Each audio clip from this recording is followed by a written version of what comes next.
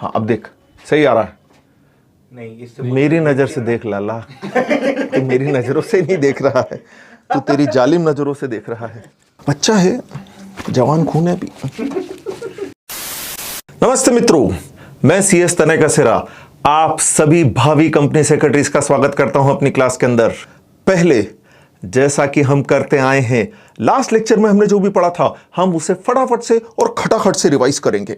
Last lecture के अंदर हमने पढ़ा था उन ऑफेंसेस के बारे में जिसमें पुलिस ऑफिसर के पास ये राइट होता है जिसमें वो ऑफेंडर को विदाउट वारंट अरेस्ट कर सकता है। सेक्शन 41 पढ़ा था हमने। शेड्यूल फर्स्ट के उन ऑफेंसेस के बारे में पढ़ा था हमने जिसमें पुलिस ऑफिसर के पास राइट होता है। क्या राइट होता है कि वो ऑफेंडर को बिना वारंट के अरेस्ट कर सकता है, उसे मजिस्ट्रेट से आस्क करने की जरूरत नहीं है। ठीक है, पहला हमने पढ़ा था अगर कोई व्यक्ति ऑफेंस करता है किसकी प्रेजेंस में, पुलिस ऑफिसर की प्रेजेंस में, तो पुलिस ऑफिसर उसे बिना वारंट के धर सकता है, बिल्कुल धर लेगा। दूसरा हमने देखा था अगर पुलिस ऑफिसर को रीजनेबल कंप्लेंट मिले, क्रेडिबल इंफॉर्मेशन मिले, रीजनेबल सस्पिशन एग्जिस्ट करता है, बोले क्या कि कोई व्यक्ति कॉग्निजेबल ऑफेंस में इन्वॉल्व है जिसमें उसे 7 साल या उससे कम की सजा होगी विथ या विदाउट फाइन, एंड पुलिस वाले को यह लग रहा है कि हां भैया इसने ये ऑफेंस किया है, एंड पुलिस ऑफिसर को यह लग रहा है इसे अरेस्ट करना जरूरी है। काहे के लिए? तो बोले इसे वो ऑफेंस करने से रोकने के पर्पस से अरेस्ट करना क्या है, जरूरी, इसलिए हम अरेस्ट करना चाहते हैं। या हमने देखा था कि पुलिस ऑफिसर जो इन्वेस्टिगेशन करना चाहता है उस इन्वेस्टिगेशन की प्रोसेस के अंदर हर्डल ना आए, इसलिए इसका अरेस्ट करना जरूरी है। तीसरा हमने देखा था अगर इसे अरेस्ट नहीं किया ना गुरु, तो ये क्या करेगा, ये टेम्परिंग करेगा, किसके साथ, एविडेंसेस के साथ, या ये विटनेस को डराएगा धमकाएगा, उन्हें टेम्पटेशन दे सकता है, उन्हें लालच दे सकता है कि गुरु ऐसा काम नहीं करना कि अपने को एविडेंस नहीं देना है। या पांचवा हमने पढ़ा था आज इसे अरेस्ट नहीं किया तो जब कोर्ट बोलेगा कि उसे अरेस्ट करके कोर्ट में लेकर आ, तब हम उसे ला नहीं पाएंगे, इसलिए आज उसे अरेस्ट करना क्या है, जरूरी, तो पुलिस ऑफिसर अरेस्ट कर लेगा। ये क्लॉज बी पढ़ा था हमने। क्लॉज बी ए रिलेटेड था, किससे रिलेटेड था भाई, उन ऑफेंसेस से रिलेटेड था जिसमें ऑफेंडर को 7 साल से ज्यादा की सजा होती है, तो पुलिस ऑफिसर राइटिंग में रीजन रिकॉर्ड करके अरेस्ट कर लेगा अगर उसे रीजनेबल कंप्लेंट, क्रेडिबल इंफॉर्मेशन या सस्पिशन एग्जिस्ट करता है तो उठा लेगा। बोले ठीक है। फिर हमने पढ़ा था किसी को प्रोक्लेम किया गया हो ऑफेंडर, प्रोक्लेम मतलब था पब्लिकली अनाउंस, तो अगर किसी पर्सन को गवर्नमेंट के द्वारा पब्लिकली ऑफेंडर डिक्लेयर कर दिया जाता है, उठा लाएंगे उसको, बहुत अच्छी बात है। किसी पर्सन के पोजीशन में स्टोलन प्रॉपर्टी मिली थी और पुलिस ऑफिसर को उसकी शक्ल से क्या लग रहा था, इसने ही चुराई है, उठा लेंगे उसको बिना वारंट के। फिर कोई पर्सन पुलिस ऑफिसर को ऑब्स्ट्रक्ट कर रहा है, काहे से, उसकी लीगल ड्यूटीज परफॉर्म करने से, तो पुलिस ऑफिसर बिना वारंट के उठा लेगा उसको, बिल्कुल ठीक है। फिर हमने देखा था कि आर्मी वाले अगर किसी को डेजर्टर डिक्लेयर कर देते हैं तो गुरु से उठा सकते हैं हम बिना वारंट के। डेजर्टर क्या था, भगोड़ा था। भगोड़ा क्या था, आर्मी के अंदर अपनी ड्यूटीज परफॉर्म करने के बजाय अपनी जान बचाने के पर्पस से पीठ दिखाकर भागाया। यार सिखाया था ना तेरे को, मर के आना या मार के आना, सीधी सी बात है, पीठ दिखा के भाग के नहीं आना। फिर हमने पढ़ी थी एक एक्स्ट्राडिशन ट्रीटी कि किसी कंट्री के साथ हमारा लफड़ा है, लफड़ा मतलब एग्रीमेंट है। क्या लफड़ा है कि भाई उसका ऑफेंडर भागकर अगर हमारी कंट्री में आया हम पकड़कर उसे दे देंगे, हमारा ऑफेंडर भागकर वहां गया वो पकड़कर हमें दे देगा, एक्स्ट्राडिशन ट्रीटी। फिर किसी को हमने जमानत पर रिलीज किया था और रिलीज करने की जो टर्म्स एंड कंडीशन थी, गुरु वो उन टर्म्स एंड कंडीशन का वायलेशन कर रहा है। फिर रिक्विजिशन मिली है, एक एरिया के पुलिस ऑफिसर को दूसरे एरिया के पुलिस ऑफिसर से रिक्विजिशन मिली है। क्या भाई, मेरे एरिया का ऑफेंडर भाग के तेरे एरिया में आ गया है, तू पकड़, आ रहा हूं मैं उसे लेने के लिए। तो ऐसी सिचुएशन में अगर कौन सा ऑफेंस था, कॉग्निजेबल ऑफेंस था, तो हम उठा लेंगे उसे, बिना वारंट के उठा लेंगे। यहां तक हम लास्ट लेक्चर के अंदर पढ़ चुके हैं। मैंने आपको केवल रीकैप करवाया है, मैंने आपको केवल रिवाइज करवाया है। अब हम पढ़ना चालू करते हैं आगे। Certain measures to be followed in exercise of power under section 41। यहां जो मैं आपको सेक्शन बताने वाला हूं ये नए इंट्रोड्यूस हुए हैं, मतलब रिसेंटली सीआरपीसी में अमेंडमेंट करके इन सेक्शंस को ऐड किया गया है। हमारा सिलेबस बढ़ा दिया गया है, इतना और ज्यादा पढ़ना पड़ेगा, पढ़ना तो पड़ेगा यार, सीधी सीधी सी बात है। अब सेक्शन 41 के अंदर पुलिस ऑफिसर को यह पावर दिया गया था कि अगर कॉग्निजेबल ऑफेंस से उठा लाना बिना वारंट के, ऐसी सिचुएशन के अंदर पुलिस ऑफिसर के पास अनलिमिटेड पावर आ जाते हैं इन मैटर्स पर जो सेक्शन 41 में दिए हैं, काहे के, अरेस्ट करने के। एंड पुलिस ऑफिसर, बिल्कुल सही समझ रहे हो आप, उन्हें मिसयूज कर सकता है, ऑब्लिक मोटिव से काम कर सकता है, प्रॉफिट अर्न करने के पर्पस से काम कर सकता है, पर्सनल बेनिफिट के लिए काम कर सकता है, rather than working in the interest of public, rather than complying with the provision of CrPC, वो पर्सनल गेन के लिए काम कर सकता है। तो गुरु होता यह था कि जब पुलिस ऑफिसर अरेस्ट कर लेता था 41 के अकॉर्डिंगली, तो उस अरेस्ट को चैलेंज किया जाता था हाई कोर्ट के अंदर। एंड फिर हाई कोर्ट को भी लगता था यार ये पुलिस वाले ने ज्यादती की यार, मजा नहीं आया इसमें, इसने अपनी ड्यूटीज पूरी नहीं की है, ये एक्चुअल वाला सिंघम नहीं है, ये पैसे कमाने वाला सिंघम है। तो ऐसी सिचुएशन के अंदर, ऐसी सर्कमस्टेंसेस के अंदर फिर कोर्ट डायरेक्शन देता था छोड़ो इनको। देन फाइनली कोर्ट के रिकमेंडेशन पर क्या किया गया, सीआरपीसी में चेंज किया गया। चेंज करके ये बोला गया जब पुलिस ऑफिसर किसी ऑफेंडर को अरेस्ट करेगा अंडर सेक्शन 41, मतलब कॉग्निजेबल ऑफेंसेस के केस में जब पुलिस ऑफिसर किसी ऑफेंडर को अरेस्ट करेगा तो गुरु सेक्शन 41 ए से लेकर डी तक ये जो सेक्शन मैं बता रहा हूं, ये सेक्शन आपको कंप्लाई करना पड़ेंगे, तभी जाकर आप उसकी अरेस्ट कर पाओगे। रूटीन नेचर का अरेस्ट नहीं करना है। अब सेक्शन 41 में जो रूटीन रेगुलर अरेस्ट बताया है वो नहीं करना है। आपको यह ध्यान रखना है अरेस्ट करने से पहले 41 ए से लेकर डी तक के प्रोविजंस आपको कंप्लाई करना पड़ेंगे। अगर आपने वो प्रोविजन कंप्लाई नहीं किए तो जिस व्यक्ति को आपने अरेस्ट किया था वो जाएगा कोर्ट में, अरेस्ट को करेगा चैलेंज।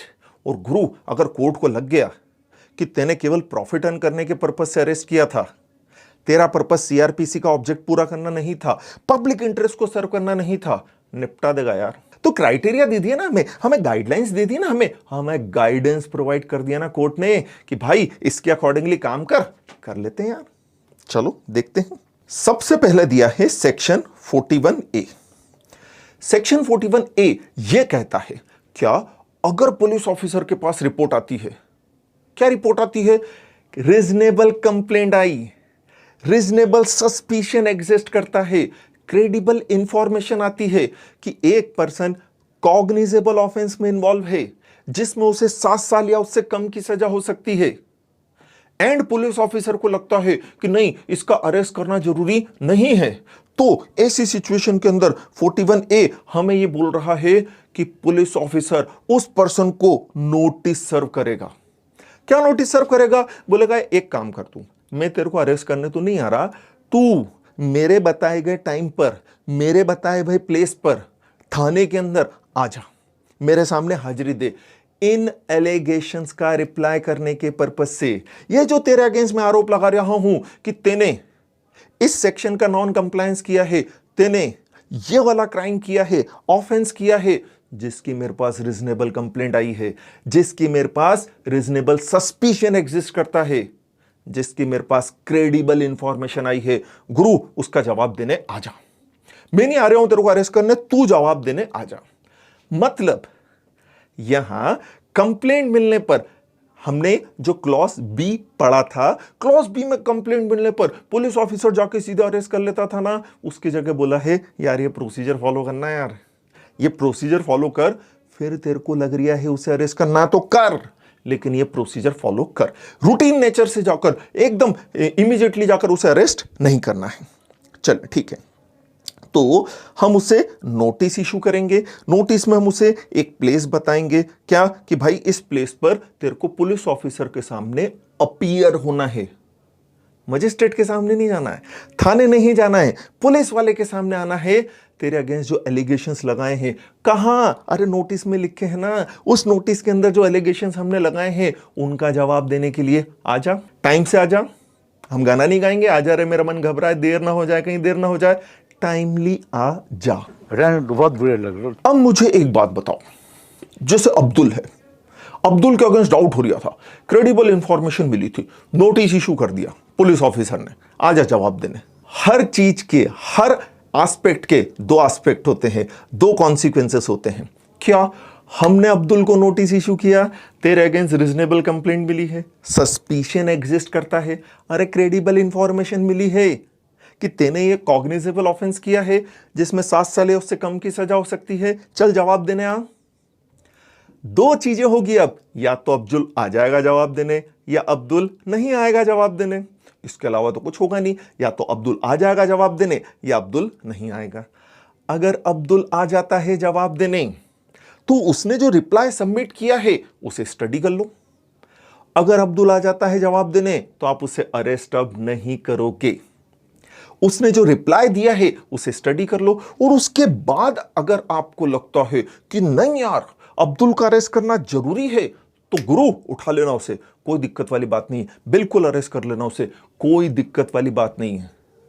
एक ही प्रॉब्लम है, अगर अरेस्ट कर रहे हो ना, अरेस्ट करने के रीजन रिकॉर्ड करना राइटिंग के अंदर, तो सीधी सीधी सी बात है, आप कर लेना। तो जिस पर्सन को नोटिस सर्व किया है वो आ जाता है तो उसकी अरेस्ट नहीं की जाएगी। फिर उसने जो इंफॉर्मेशन सबमिट की है, अगर उससे पुलिस ऑफिसर सेटिस्फाइड है तो अरेस्ट करेगा ही नहीं, नहीं है तो फिर रीजन रिकॉर्ड करेगा राइटिंग के अंदर कि क्यों सेटिस्फाइड नहीं है और उठा लेगा उसको, अरेस्ट कर लेगा उसको। फिर दूसरी चीज, क्या अब्दुल आया ही नहीं, हमने नोटिस सर्व किया, नोटिस उसको मिल गया फिर भी नहीं आया, इतनी बदतमीजी।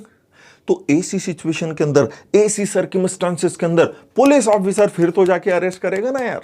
अगर पुलिस ऑफिसर को लग रहा है कि वो अनविलिंग टू आइडेंटिफाइड हिमसेल्फ है, अपनी आइडेंटिटी नहीं बता रहा है, कौन है वो बता ही नहीं रहा है, या नोटिस जो हमने सर्व किया था, नोटिस के अंदर जो हमने एलिगेशंस लगाए थे उनका जवाब देने प्री डिटरमाइंड वेन्यू पर, टाइम पर, प्लेस पर आया ही नहीं है, तो ऐसी सिचुएशन के अंदर उठा लेंगे यार, फिर तो अरेस्ट कर लेंगे। ठीक है, ये हमारा 41A था। अब 41B क्या कह रहा है? 41B का ये कहना पड़ रहा है, जब आप उसे अरेस्ट करोगे तो आप ये प्रोसीजर फॉलो करोगे, जब आप उसे अरेस्ट करोगे आप ये प्रोसीजर फॉलो करोगे। पुलिस ऑफिसर की ड्यूटीज बनती है कि जब वो अरेस्ट कर रहा है तो 41B में ये जो प्रोसीजर मैं आपको बता रहा हूं वो प्रोसीजर उसे फॉलो करना पड़ेगी, 101% करना पड़ेगी। पहला, मान लो अब्दुल को अरेस्ट करने आए हैं शर्मा जी। शर्मा जी बोल रहे हैं मैं पुलिस ऑफिसर हूं। ओ भाई क्या प्रूफ है तेरे पास कि तू पुलिस ऑफिसर है? वो आइडेंटिटी कार्ड होता है ना, जो दिखाना पड़ता है ना। अगर आपसे कोई पूछ ले तो बताना तो पड़ेगा ना, ये देख मेरा आईडी कार्ड है, हूं मैं पुलिस वाला। इंस्पेक्टर रॉय, तो पहला पॉइंट यही बोला है, आपके पास एक्यूरेट, विजिबल, क्लियर आइडेंटिफिकेशन होना चाहिए, जिसमें आपका नाम, आपकी पोस्ट का नाम, आपकी डेजिग्नेशन, आप कौन सी गवर्नमेंट के लिए काम करते हो, सब कुछ क्लियरली लिखा हो, ताकि जिस ऑफेंडर को आपने अरेस्ट किया है वो या उसके फैमिली मेंबर आपसे पूछ ले, अरे हो कौन भाई, तेरी आइडेंटिटी क्या है? पुलिस वाले की यूनिफॉर्म पहन के आ गया है, हमें तो लग रहा है तो पुलिस वाला है ही नहीं, तो उनके मुंह पर अपनी आइडेंटिटी मारेंगे ना, इंस्पेक्टर ये देख मैं पुलिस वाला हूं, सीधी सीधी सी बात है। तो पहला पॉइंट ये बोल रहा है, क्या होना चाहिए? एक कार्ड होना चाहिए जिसमें आपकी आइडेंटिफिकेशन हो जाए, ये प्रूव हो जाए। क्या प्रूव हो जाए? हाँ पुलिस वाले हम, सीधी सी बात है। फिर जब अरेस्ट करोगे तो एक मेमोरेंडम ऑफ अरेस्ट बनाओगे। हाँ सही सुना, जब अरेस्ट करोगे एक मेमोरेंडम ऑफ अरेस्ट बनाओगे। मेमोरेंडम ऑफ अरेस्ट मतलब, अरे यार नाम लिखेंगे, किसको अरेस्ट किया? अब्दुल को, उसके अब्बा का नाम, उसके एड्रेस का पता, कहां से अरेस्ट किया है, सबसे जरूरी चीज वो खुशियां क्या है, वो एलिगेशंस क्या हैं, वो चार्ज क्या है, वो ऑफेंसेस क्या हैं जो अब्दुल ने किए थे, जिसके के कारण आपने उसके ऊपर हाथ डाला है, मतलब अरेस्ट किया है। सीधी सीधी सी बात है। वो पूरा मेमोरेंडम ऑफ अरेस्ट तैयार किया जाएगा। अरे सीधे सीधे से पूरी एक डिटेल तैयार की जाएगी अब्दुल को अरेस्ट करने से पहले। बोले ठीक है यार। फिर अब्दुल का कोई फैमिली मेंबर है ना, उस पर उस मेमोरेंडम ऑफ अरेस्ट के ऊपर साइन करवा लिया जाएगा। और अगर उसका कोई फैमिली मेंबर नहीं हो तो क्या करें हम? तो भाई जिस एरिया से उसे अरेस्ट किया है ना, उस एरिया में जो भी रिस्पेक्टेबल पर्सन आपको मिले, आप उसके साइन करवा लो। सीधी सीधी सी बात है। ये प्रूफ देने के पर्पज से कि हमने सारी चीजें की है और सारे प्रोविजन 41B के कंप्लाई करने के बाद अब्दुल को उठाया है। सीधी सी बात है। सेकंड पॉइंट, अब्दुल के भी उस पर काउंटर साइन करवा लो, जिसको अरेस्ट किया है उसके भी साइन करवा लो। बोले ठीक है। फिर अगर फैमिली मेंबर्स के उसके ऊपर साइन है तो ठीक है, या यूं समझो उसको, क्या अब क्या करेंगे कि अब्दुल को यह राइट रहेगा कि वो अपने किसी भी फ्रेंड को या अपने किसी फैमिली मेंबर को अपने अरेस्ट की इंटीमेशन देने का बोले। मतलब अब्दुल बोल सकता है क्या भाई मेरे घर पे बता दे मेरे अब्बा को कि तेने मेरे को अरेस्ट किया है। वो बोल सकता है मेरे फ्रेंड है शर्मा जी, उनको बता दे तेने मेरे को अरेस्ट किया है। क्यों?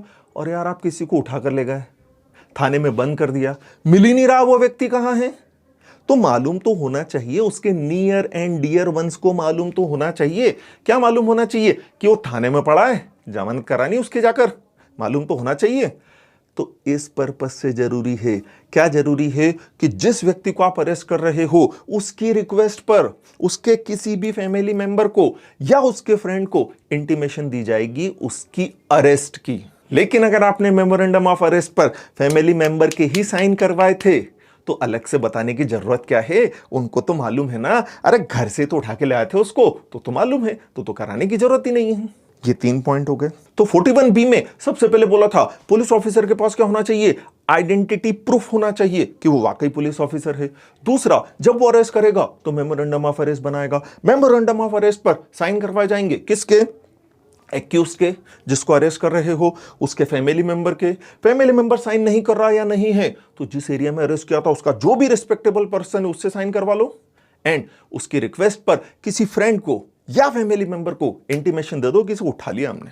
फिर 41D हमें यह बोल रहा है कि जब उसका इंट्रोगेशन पुलिस ऑफिसर करेंगे तो इंट्रोगेशन के पहले उसे ये राइट रहेगा, अरे किसे? अरे ऑफेंडर को, जिसे अरेस्ट किया उसे राइट रहेगा। क्या राइट रहेगा? वो अपनी पसंद के वकील के साथ, एडवोकेट के साथ कंसल्ट कर सकता है, अपने लॉयर के साथ क्या कर सकता है? कंसल्ट कर सकता है। ये उसके पास राइट रहेगा।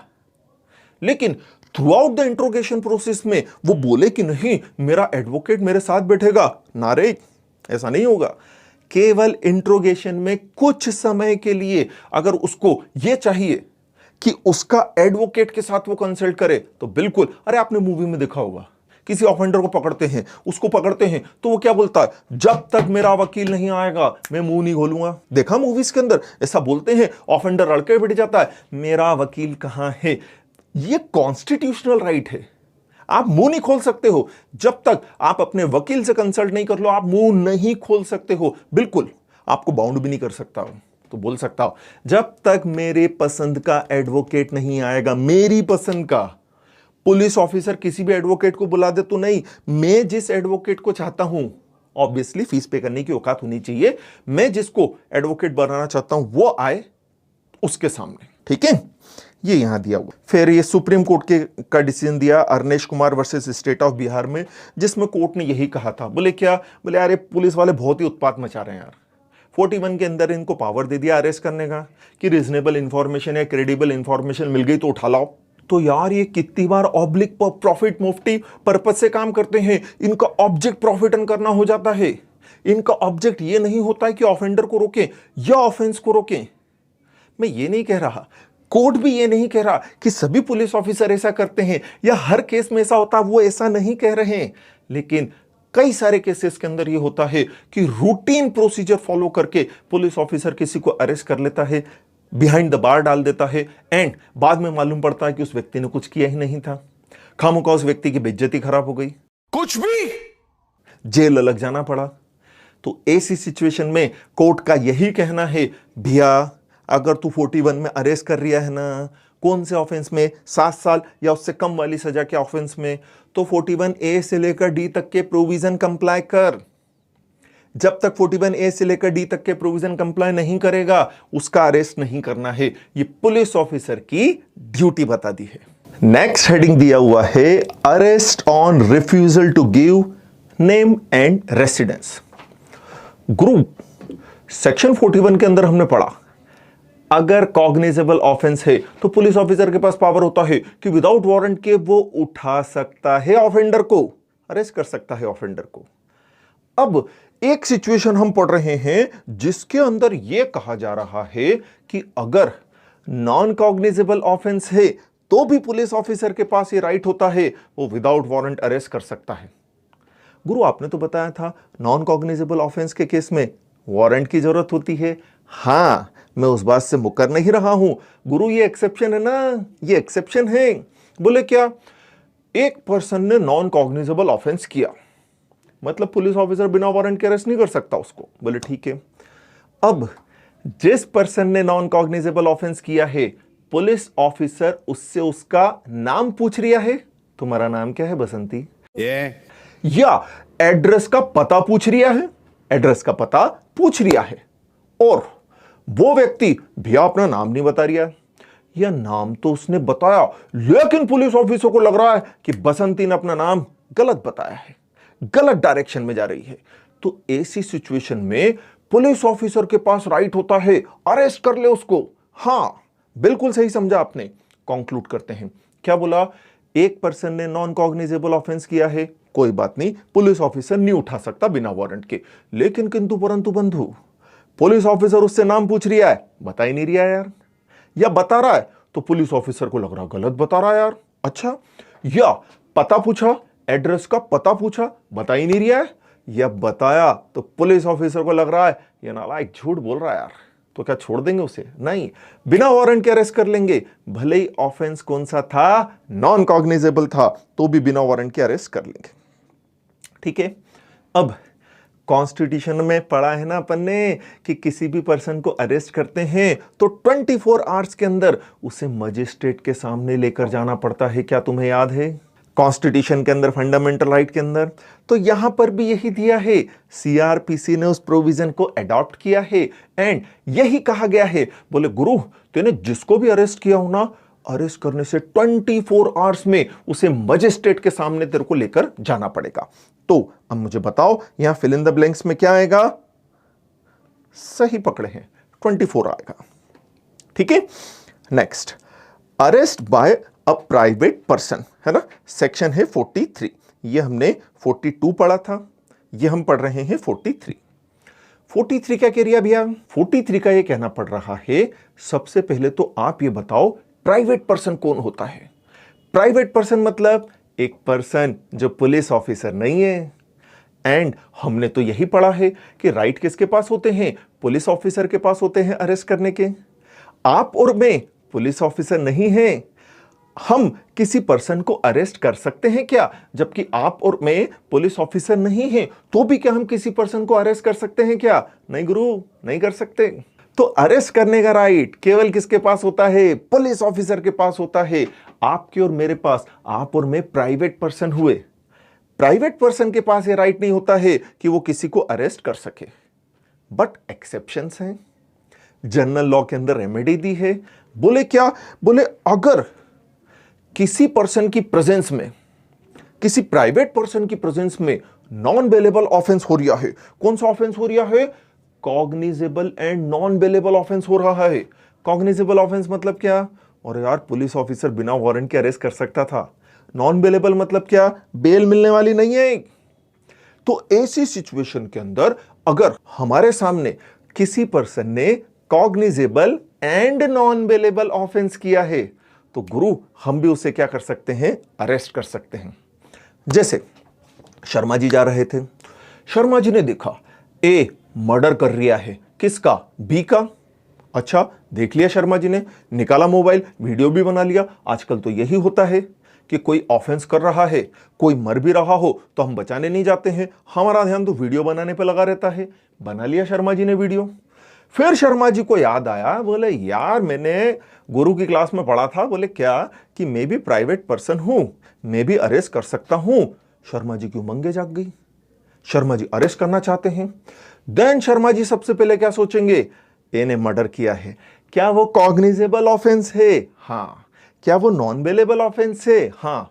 कर ले भाई, कर ले अरेस्ट, जी ले अपनी जिंदगी। शर्मा जी जी ले अपनी जिंदगी, वो जाकर अरेस्ट कर सकते हैं, सीधी सीधी सी बात है। या अगर एक पर्सन प्रोक्लेम्ड ऑफेंडर है, प्रोक्लेम का मतलब क्या बताया था, पब्लिकली अनाउंस करना, ऑफेंडर मतलब अपराधी।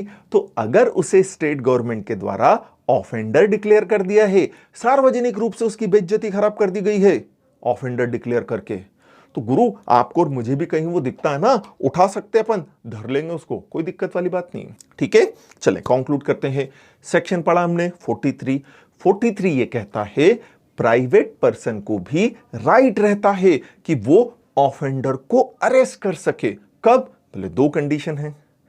पहला, offence cognizable and non bailable है, या दूसरा प्रोक्लेम्ड ऑफेंडर था, जिस व्यक्ति को हम अरेस्ट करने जा रहे हैं वो प्रोक्लेम्ड ऑफेंडर था।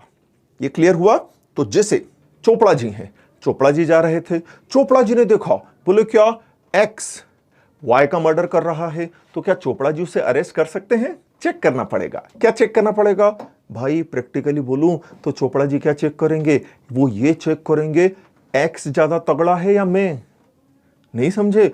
अरे भाई ज्यादा हीरो बनने की कोशिश की और जाकर एक्स को पकड़ने की कोशिश करी, तो मालूम पड़ा एक्स के ऊपर 2 मर्डर के केसेस चल रहे हैं। बाय को तो निपटाया था, शर्मा जी को भी निपटा दिया, तो ज्यादा सन्नी देओल बनने की कोशिश नहीं करना है। अपन चोपड़ा जी हैं, चोपड़ा जी बनकर रहे, सन्नी देओल बनने की कोशिश ना करें, सीधी सीधी सी बात है। तो प्रैक्टिकल लाइफ के अंदर यह ध्यान रखना, ज्यादा हीरो बनने की जरूरत नहीं है। देख लिया ना, पुलिस को कंप्लेन कर दो, बुलाओ पुलिस को। नेक्स्ट हेडिंग हमें दिया हुआ है अरेस्ट बाय मजिस्ट्रेट। अब एक बात बताओ, क्या मजिस्ट्रेट किसी पर्सन को अरेस्ट कर सकता है? यार वो अरेस्ट करने का वारंट तो इशू कर सकता है, बट क्या वो खुद जाकर किसी को अरेस्ट कर सकता है क्या? तो यहां मजिस्ट्रेट की पोजीशन भी तो प्राइवेट पर्सन वाली हो गई।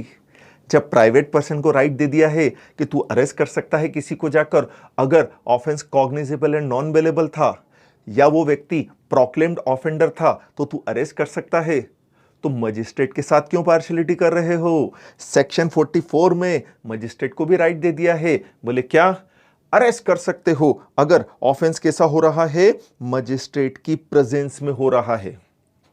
अगर ऑफेंस मजिस्ट्रेट की प्रेजेंस में हो रहा है तो मजिस्ट्रेट उसे अरेस्ट कर सकता है, उसे अपनी कस्टडी में ले सकता है, कोई दिक्कत वाली बात नहीं है। Next, arrest how made. Arrest किस तरह से किया जाएगा? गुरु पहले तो यह बताओ अरेस्ट का मतलब क्या होता है? सर से पांव तक जंजीरों से जकड़ देना, बहुत डंडे ही डंडे से मारना, पूरी भड़ास निकाल देना, सर्वर फोड़ देना उसका? कंट्रोल। अरेस्ट करने का केवल एक पर्पस होता है कि जिस पर्सन को आप अरेस्ट कर रहे हो उसके फिजिकल मूवमेंट के राइट को आप रिस्ट्रिक्ट कर रहे हो। फिजिकल मूवमेंट का राइट मतलब भैया हर व्यक्ति का राइट होता है, वो अपनी इच्छा से कहीं पर भी आना जाना कर सकता है, लेकिन अगर आपने उसे अरेस्ट कर लिया है इट मींस आप उसके फिजिकल मूवमेंट के राइट को रिस्ट्रिक्ट कर रहे हो। मतलब वो व्यक्ति जिसे अरेस्ट किया गया है अब वो अपनी इच्छा से कहीं आना और जाना नहीं कर सकता है। ये होता है अरेस्ट का पर्पस। अरेस्ट का पर्पस ये नहीं कि जबरदस्ती उससे रस्सी से बांध दिया जाए, जंजीरों से जकड़ दिया जाए, टांग मांग तोड़ दी जाए उसकी, ना लाला ना। अरेस्ट करने का केवल एक ही पर्पस होता है, उसके फिजिकल मूवमेंट के राइट को, कि वो कहीं भी आना जाना कर सकता है, उस राइट को रिस्ट्रिक्ट कर दिया जाए। जिस व्यक्ति ने अरेस्ट किया है उसकी परमिशन के बिना अब आप कहीं पर भी आना और जाना नहीं कर सकते हो, दैट इज अरेस्ट। लॉ बोलता है अरेस्ट करते समय मिनिमम फोर्स यूज करना है, कम से कम बल प्रयोग करना है। सारे बाइसेप्स की ताकत वहां नहीं लगा देनी है, कम से कम बल प्रयोग होना चाहिए। बोले क्या मतलब? बोले सामने वाले को आपको केवल उतना फोर्स यूज करना है जितना कि उसके मूवमेंट को रोकने के लिए जरूरत हो। ऐसा नहीं कि उठाया डंडा दे धनाधन चालू हो गए, नहीं नहीं। अरेस्ट करने के भी कुछ रूल्स एंड रेगुलेशंस होते हैं, एंड गोली तो उसे जब तक नहीं मारनी है जब तक उसका ऑफेंस ऐसा ना हो कि उसे डेथ सेंटेंस दिया जा सकता था, उसे लाइफ इंप्रिजनमेंट दिया जा सकता था, तब तक गोली नहीं मारना है। क्या मतलब? यार एक चोर चोरी करके भाग रहा था, शर्मा जी पुलिस वाले थे, तोंद बाहर आ रही थी, भागा जा नहीं रहा था, तो क्या किया? शर्मा जी ने बोला रुक जा नहीं तो गोली मार दूंगा। सामने वाला रुक रहा था, क्या उसको भी शर्मा जी की तोंद का पूरा अंदाजा था? नहीं रुका, शर्मा जी ने ढस के आओ मार दी गोली। अबे चोर है, चोरी की है, 2 5 10 साल की सजा होगी, डेथ सेंटेंस होगा क्या? नहीं। लाइफ इंप्रिजनमेंट होगा क्या? किसी बात कर रहे गुरु यार, नहीं होगा। तो ऐसी सिचुएशन में तेने क्यों गोली मार दी उसको? शूट उसे तब तक नहीं करना है जब तक उसका ऑफेंस ऐसा ना हो कि कोर्ट भी उसे डेथ सेंटेंस दे देता, कोर्ट भी उसे लाइफ इंप्रिजनमेंट दे देता। क्या मतलब? अबे जैसा कसाब वो नालायक जब लोगों को मार रहा था तो वहां ये नहीं देखना इसे शूट करूं कि नहीं, उठा के भेजे में गोली मार देनी है सीधे, खेल खत्म। क्यों? क्योंकि कसाब ऐसा ऑफेंस कर रहा था जिसमें उसे डेथ सेंटेंस मिलना ही था, लाइफ इंप्रिजनमेंट मिलना ही था, दोनों में से एक पक्का था। ये समझ में आया? फिर शूट करने के भी नियम होते हैं। सबसे पहले आप उसे चेतावनी देते हो, आप उसे वार्निंग देते हो, क्या भैया रुक जा गोली मार दूंगा। वो आपकी वार्निंग को लाइटली लेता है, उसे लगता है आपकी बंदूक में गोली ही नहीं है, इस कारण वो रुकता ही नहीं है, वो भागता जाता है। हम भी भाग रहे हैं मोटी तोन के साथ, लेकिन फिर हम बोलते हैं देख सही में रुक जा गोली मार दूंगा, और फिर हम हवाई फायर करते हैं ये बताने के लिए, सामने वाले के मुगालते दूर करने के लिए, देख बे बंदूक में गोली है। वो फिर भी रुकता है नहीं, क्यों? अरे उसे लगता है एक ही गोली थी, वो तो भागे जाता है। नहीं रे, चल भाग रहा है। फिर क्या? फिर हवाई फायर करने के बावजूद अगर वो आपको सीरियसली नहीं ले रहा है, वो अगर नहीं रुक रहा है, टांग पे गोली मार उसके। मेरी एक टांग नकली है, मैं हॉकी का बहुत बड़ा खिलाड़ी था। निशानची बन जा, टांग पे गोली मार, टांग पे ही गोली मारना है, एंड सीधे आप उसे शूट नहीं कर पाओगे, टांग पे गोली मार दो, वो वहीं रुक जाएगा, ऑब्वियसली भाग नहीं पाएगा, जाके पकड़ लेना। इसीलिए तो मूवी के अंदर हीरो चिल्लाते हैं, अपना नाना पाटेकर चिल्लाता, वो सलमान खान चिल्लाता रहता है, बोले क्या एक तो हमें रिवॉल्वर पकड़ा देते हो जिसमें 6 गोली, एक एक गोली का हिसाब देना पड़ता है, और वहां वो आतंकवादी है AK-47 लेकर खड़ा हुआ है, हम उसे वार्निंग दे, साला जब तक माथे में गोली मार के चला जाता हमारे। बट रूल तो यही है भाई, पहले वार्निंग देना, फिर हवाई फायर करना, नहीं रुके तो टांग में गोली मारना। हाँ, वो अगर आपके ऊपर अटैक कर दे तो सेल्फ डिफेंस में फिर आप ये प्रूव कर दो कि हमने उसे गोली मार दी, चलेगा, कोई टेंशन वाली। फिर जिस भी पर्सन को आपने अरेस्ट किया है 24 आवर्स से ज्यादा आप उसे अपनी कस्टडी में नहीं रख सकते हो। 24 आवर्स के अंदर कंपल्सरीली आपको उसे मजिस्ट्रेट के पास लेकर जाना पड़ेगा। कौन सा मजिस्ट्रेट? यार मजिस्ट्रेट 2 तरह के हो सकते हैं। कैसे? जैसे एक पर्सन ने ऑफेंस किया इंदौर में, भागकर चला गया मुंबई, इंदौर का पुलिस ऑफिसर मुंबई गया, मुंबई में जाकर ऑफेंडर को अरेस्ट किया, तो जहां अरेस्ट किया है वहां नियरेस्ट मजिस्ट्रेट मुंबई मजिस्ट्रेट, तो मुंबई मजिस्ट्रेट जो है हम उसके पास ले जा सकते हैं, लेकिन मुंबई मजिस्ट्रेट उसे सजा देने का राइट नहीं रखता है। क्यों? अरे ऑफेंस कहां हुआ है? इंदौर में। इंदौर कोर्ट के पास राइट है उस ऑफेंडर को सजा देने का। ऑफेंस इंदौर के ज्यूरिसडिक्शन में हुआ है तो केवल इंदौर कोर्ट को राइट है उसे सजा सुनाने का। लेकिन गुरु हमने पकड़ा तो उसे मुंबई में जाकर, अब भाग गया था तो वहीं जाकर पकड़ेंगे ना, चलो मुंबई में पकड़ लिया हमने। ऐसी सिचुएशन के अंदर मुंबई में जब हम उसे अरेस्ट कर रहे हैं तो नियरेस्ट मजिस्ट्रेट तो मुंबई का है ना, वहां लेकर जाऊं, ले जा यार, कोई दिक्कत वाली बात नहीं है। ऐसी सिचुएशन के अंदर जो मजिस्ट्रेट है, नियरेस्ट मजिस्ट्रेट, अगर वो उस ऑफेंडर को सजा सुनाने का राइट नहीं रखता है तो भी वो उस ऑफेंडर की कस्टडी को मैक्सिमम 15 दिन तक के लिए बढ़ा सकता है। बोल सकता है पुलिस वाले को रख साले को अंदर, कितने दिन तक? 15 दिन तक के लिए रख अंदर, कोई टेंशन नहीं, मैक्सिमम 15 दिन। लेकिन पुलिस ऑफिसर को अगर और टाइम चाहिए, 15 दिन में वो केस प्रिपेयर नहीं कर पाएगा, तो तू लेकर आना उसको, कहां? उस मजिस्ट्रेट के पास जो उसे पनिश करने का राइट रखता हो। सही पकड़े हैं, इंदौर का मजिस्ट्रेट। इंदौर मजिस्ट्रेट के पास लेकर आ जाओ उसे, इंदौर मजिस्ट्रेट फिर उसकी कस्टडी को 15 दिन से ज्यादा के लिए भी बढ़ा सकता है, लेकिन मैक्सिमम 60 दिन से ज्यादा के लिए नहीं बढ़ा सकता है वो। एंड सजा तो उसे इंदौर का मजिस्ट्रेट ही सुनाएगा। 24 आवर्स में याद रखना है, जर्नी में जो टाइम लगा है ना उसे काउंट नहीं करते हैं। क्या मतलब? ओ भाई मुंबई में पकड़ा है, मुंबई से इंदौर लाएगा, टेम लगेगा कि नहीं? टेम हमारी इंदौरी लैंग्वेज में टेम, हाँ टेम तो लगेगा। तो ऐसी सिचुएशन के अंदर जर्नी के अंदर जो टाइम लगा है वो काउंट नहीं करते हैं। 24 घंटे तो इंदौर लाने में लग जाएंगे उसको, वो जर्नी वाला टाइम काउंट नहीं है।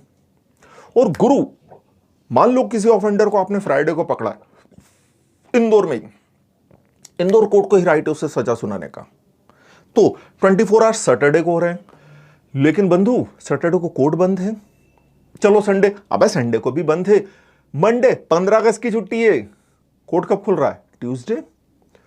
3 दिन निकल गए बीच में, 24 घंटे से ज्यादा निकल गए बीच में। तो मेरी क्या गलती है यार? पब्लिक हॉलिडे था, कोर्ट बंद पड़ा था, मेरी तो वैसे भी छुट्टी नहीं रहती है, नहीं मतलब पुलिस ऑफिसर वैसे भी छुट्टी नहीं रहती, सैटरडे संडे सब एक बराबर।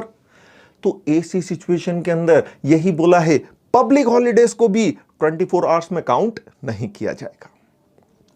फिर जो पुलिस स्टेशन का इंचार्ज होता है उसकी ड्यूटी बनती है कि उसके थाने के अंदर, उसके जुरिस्डिक्शन के अंदर जितने ऑफेंडर्स को पकड़ा गया है उन्हें 24 आवर्स में मजिस्ट्रेट के सामने प्रेजेंट करवाए।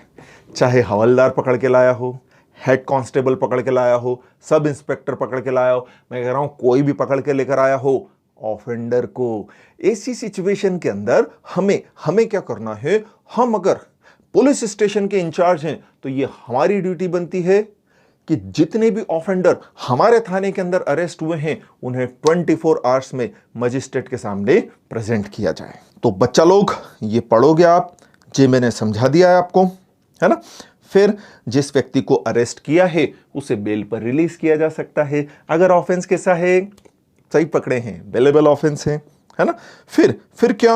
अगर एक पर्सन पुलिस ऑफिसर की कस्टडी से भाग रहा है, नालायक मिल्खा सिंह समझ रही है अपने आप को, भागा जा रहा है, तो पुलिस ऑफिसर उसे कहीं पर भी चेस कर सकता है, उसका पीछा कर सकता है, पीछा करके उसे पकड़ सकता है, पकड़कर वापस लाकर जेल में बंद कर सकता है।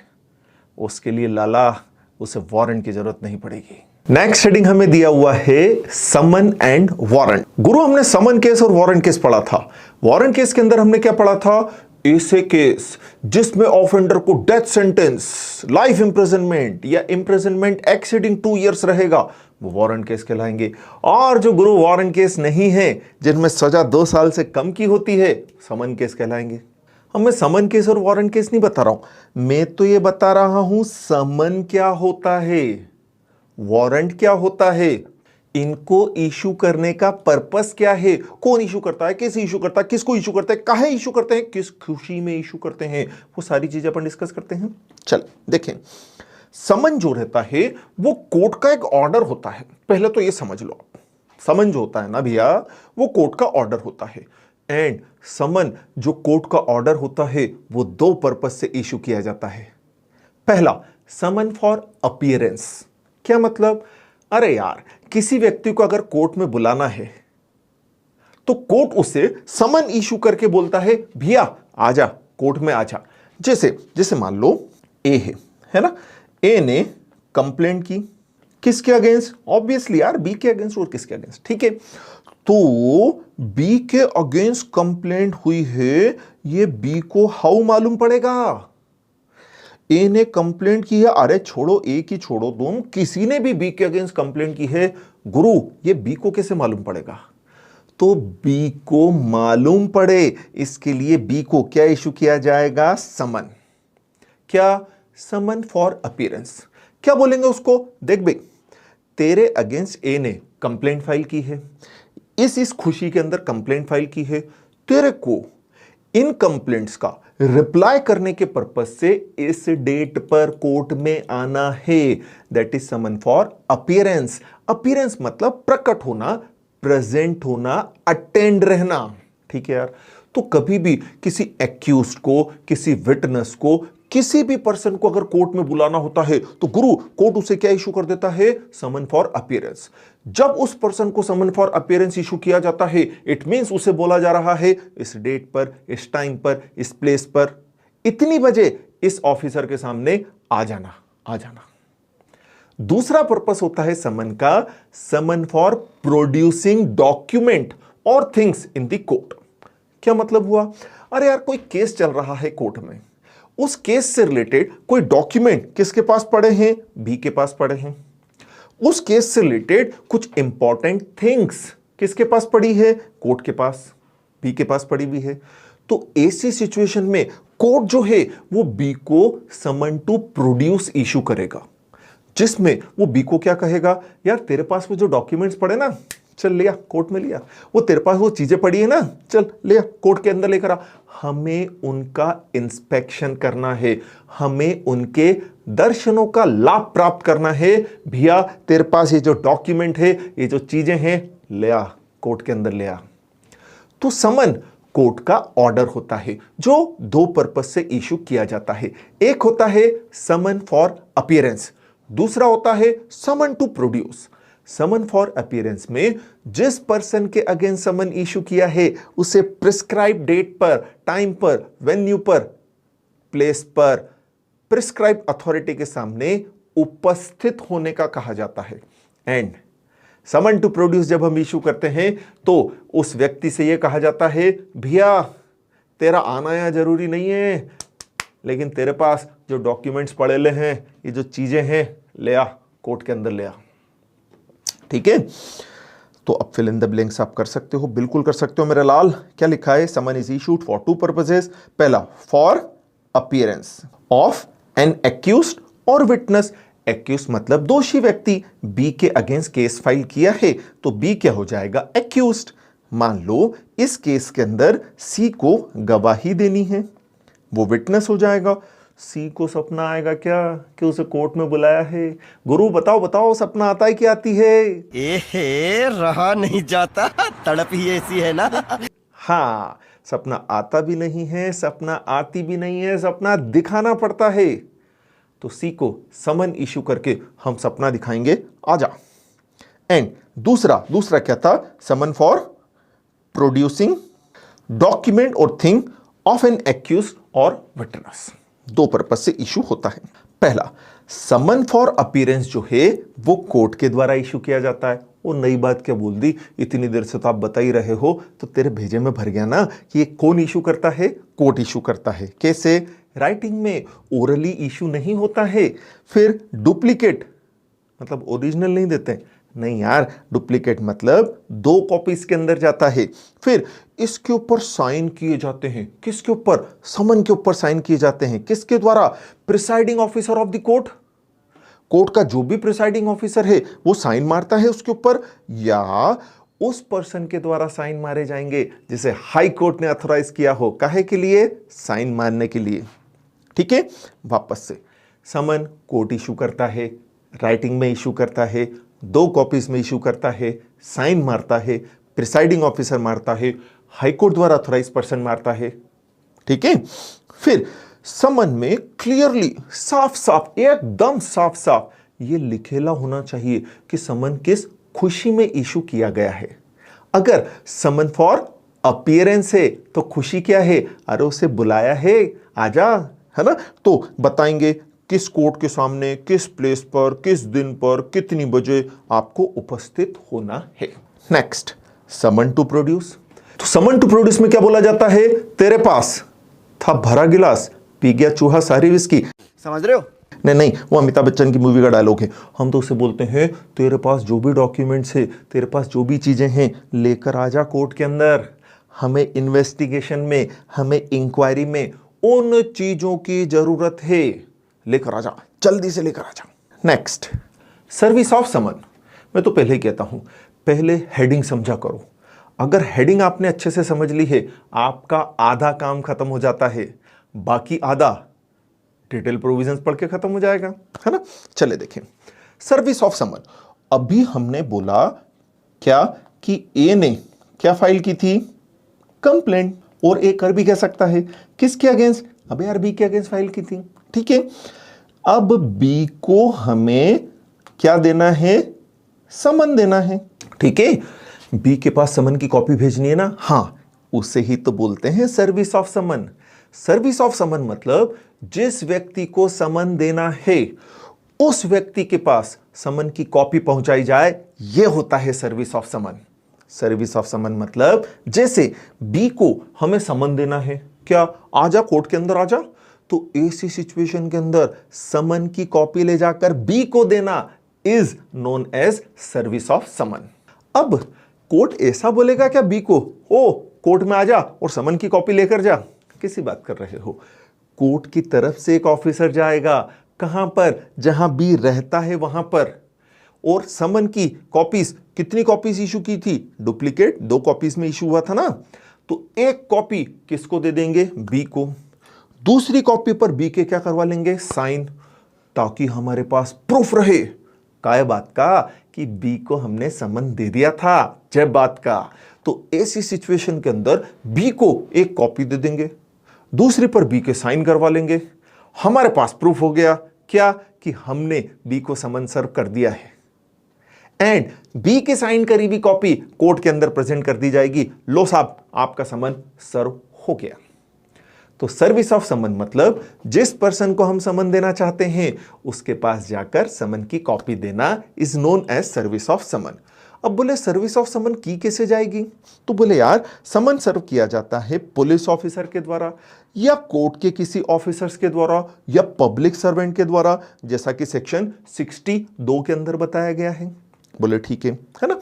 कैसे समन सर्व करते हैं, तो जैसे मान लो शर्मा जी हैं, है ना, हमें उन्हें समन सर्व करना है, तो होगा क्या, शर्मा जी नॉर्मली जिस जगह पर रहते हैं वहां पुलिस ऑफिसर या कोर्ट द्वारा ऑथोराइज पर्सन या पब्लिक सर्वेंट जिसे समन सर्व करना है, हम उसे दोनों कॉपीज देकर भेज देंगे, जा भाई ये शर्मा जी के एड्रेस का पता है, वहां जाकर शर्मा जी को एक कॉपी देकर आ, दूसरे पर उनके साइन करवा ले। तो सपोज पुलिस ऑफिसर समन सर्व करने जा रहा है, तो वो जाएगा, कहां जाएगा, शर्मा जी के रेसिडेंशियल एड्रेस पे जाएगा, वहां जाकर एक कॉपी उन्हें देगा, दूसरी पर उनके साइन करवा लाएगा। बोले ठीक है यार, साइन की भी कॉपी कोर्ट में जमा कर देगा ताकि कोर्ट के पास प्रूफ रहे, हमने इसे समन दे दिया था, हमने इसे बुलौवा भेज दिया था, निमंत्रण भेज दिया था, आ जाना। ठीक है। अब हुआ क्या, पुलिस ऑफिसर शर्मा जी को समन सर्व करने गया, शर्मा जी घर पे नहीं मिल रहे हैं। जब पुलिस ऑफिसर घर पे जाता है, एक छोटा बच्चा बाहर आता है, क्या बोलता है, पापा ने कहा है वो घर पर नहीं है। ऐसी सिचुएशन के अंदर क्या, अब ऐसी सिचुएशन के अंदर हम उस छोटे बच्चे को समन सर्व कर दें क्या, नहीं। ऐसी सिचुएशन में बार बार अगर हम जा रहे हैं शर्मा जी के यहां, शर्मा जी नहीं मिल रहे हैं, हर बार एक छोटा बच्चा आता है, अगली बार तो हद हो गई, उसके हाथ में गिलास था पानी का, और वो आकर क्या बोल रहा है, पापा ने कहा है कि वो घर पर नहीं है। तो ऐसी सिचुएशन के अंदर हम शर्मा जी की फैमिली के किसी भी मेल एडल्ट पर्सन को, मेल एडल्ट पर्सन को, फीमेल का नाम नहीं दिया है, मेरी कोई गलती नहीं है, जैसा लॉ में लिखेला है मैं तो पढ़ा रहा हूं, मेल एडल्ट पर्सन को समन की कॉपी देकर आ जाएंगे। बट आज की डेट में प्रैक्टिकल लाइफ में फीमेल मेंबर्स को भी समन की कॉपी दे दी जाती है। तो समन सर्व करने के पर्पज से पहला, शर्मा जी मिल गए, यार उन्हें देते ना समन की कॉपी, खत्म कर। दूसरा, नहीं मिल रहे हैं ना, उनकी फैमिली के किसी भी एडल्ट मेल मेंबर को दे दो। तीसरा, वो भी कोई नहीं मिल रहा है, हर बार कौन आता है, छोटू बच्चा आता है, क्या बोलता है, पापा ने कहा वो घर पे नहीं है, तो छोटे बच्चों को समन देना है, सवाल ही नहीं उठता है। ऐसी सिचुएशन में हम समन की एक कॉपी उनके घर के दरवाजे के ऊपर चिपका के आ जाएंगे। दरवाजा मैंने बोल दिया एग्जाम्पल के रूप में, घर के बाहर किसी भी कॉन्स्पिक्यूअस प्लेस पर। कॉन्स्पिक्यूअस प्लेस मतलब क्या होता है, ऐसा प्लेस जो इजीली विजिबल हो, ऐसा प्लेस जहां से उस समन को इजीली देखा जा सकता हो, उस प्लेस पर चिपका कर आ जाओ। क्यों भाई, हम ये मानते हैं ये कहीं भी आवारागर्दी कर रहे हैं शर्मा जी, रात को घर तो आएंगे ना, जब रात को घर आएंगे तो किसी इजीली विजिबल प्लेस पर जब हमने समन की कॉपी चिपका रखी है तो गुरु इसको दिख जाएगी, और अगर इसको दिख गई तो ऐसी सिचुएशन में समन सर्व हो जाएगा। दूसरी कॉपी पर हम नोट डाल देंगे कि भैया हम तो जा रहे थे भैया, ये मिल नहीं रहे थे, मेल एडल्ट पर्सन भी नहीं मिल रहा था, और हम चिपका कर आ गए और दूसरी कॉपी पर हमने नोट डालकर कोर्ट में सबमिट कर दी। इसे बोलते हैं अफिक्सिंग ऑफ नोटिस और समन। ठीक है, फैमिली मेंबर में ध्यान रखना है, रामू काका को शामिल नहीं करेंगे। रामू काका मतलब सही पकड़े हैं, सर्वेंट को इंक्लूड नहीं किया जाएगा। आप सर्वेंट को समन की कॉपी देकर नहीं आ सकते हो। चलो बढ़िया है। बोले यार किसी कंपनी या कॉरपोरेशन के ऊपर समन सर्व करना है तो बोले आप कहना क्या चाहते हो? अरे यार जैसे मुझे रिलायंस इंडस्ट्रीज लिमिटेड पे समन सर्व करना है। अब रिलायंस क्या है यार? एक आर्टिफिशियल पर्सन है। रिलायंस का रजिस्टर्ड ऑफिस कहां है यार? मुंबई में है। रिलायंस कैसी दिखती है? एकदम चकाचक ऐश्वर्या राय जैसी दिखती है। अबे फिजिकल एग्जिस्टेंस ही नहीं है, कहां देख लिया तेने इसको? नहीं नहीं, ऐसा मत समझना कि रिलायंस का जो रजिस्टर्ड ऑफिस है वो रिलायंस है, ऐसा नहीं समझना। क्यों? और रजिस्टर्ड ऑफिस पर तो वो रहती है, बिजनेस करती है, वो बिल्डिंग रिलायंस थोड़ी है। नहीं समझे? जैसे शर्मा जी अपने मकान में रहते हैं, वो मकान शर्मा जी का रेसिडेंशियल एड्रेस है, वो मकान शर्मा जी थोड़ी है। हम मकान के ऊपर कॉपी चिपका कर इसलिए आए थे कि शर्मा जी मिले नहीं थे, लेकिन रिलायंस तो वैसे भी नहीं मिलेगी क्योंकि उसका तो फिजिकल एग्जिस्टेंस ही नहीं है। तो क्या? तो ऐसी सिचुएशन के अंदर ये आया इंपॉर्टेंट प्रोविजन। क्या? ऐसी सिचुएशन में रिलायंस का जो कंपनी सेक्रेटरी है उससे समन की कॉपी दी जाती है। तो जिस कंपनी के आप कंपनी सेक्रेटरी हो, पहले तो सोचो जिस कंपनी के आप कंपनी सेक्रेटरी उसका होगा क्या? अब अच्छा ही होगा, टेंशन क्या कर रहा है, अच्छा ही होगा। तो ऐसी सिचुएशन के अंदर जिस कंपनी के आप कंपनी सेक्रेटरी हो, बाय चांस उस कंपनी में कुछ हो गया तो समन आपके नाम से भी आ सकता है। घर वालों को बोल के रखना है ये पर्सनली मेरा नहीं है, ये तो कंपनी का है, कंपनी के बिहाफ पे मैं ले रहा हूं। या कोई लोकल मैनेजर है उसे दे दे, या प्रिंसिपल ऑफिसर को दे दें कंपनी या कॉर्पोरेशन के। ठीक है।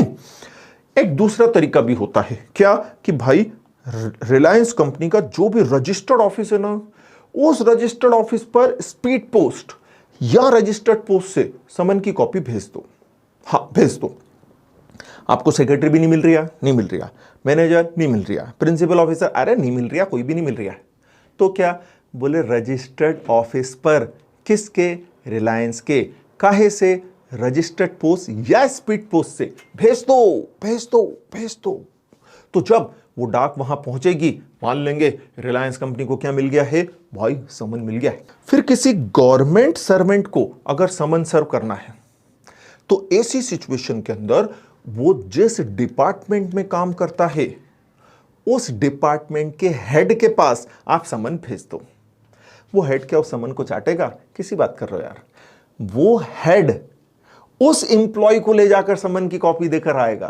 क्या मतलब? जैसे कोई टीसी है, टिकट चेकर, इंदौर में काम करता है। टीसी कौन हो गया? गवर्नमेंट सर्वेंट हो गया। अब ऐसी सिचुएशन के अंदर उस टीसी ने कुछ घोटाला किया है जिसके लिए उस पर समन सर्व करना है, तो टीसी इंदौर में काम करता है, इंदौर रेलवे डिपार्टमेंट का जो हेड है उसके पास समन की कॉपी भेज दो। उसको क्या बोलो? तेरे डिपार्टमेंट में ये जो टीसी काम कर रहा है इसे समन की कॉपी सर्व करो। तो वो समन की कॉपी सर्व कर देगा।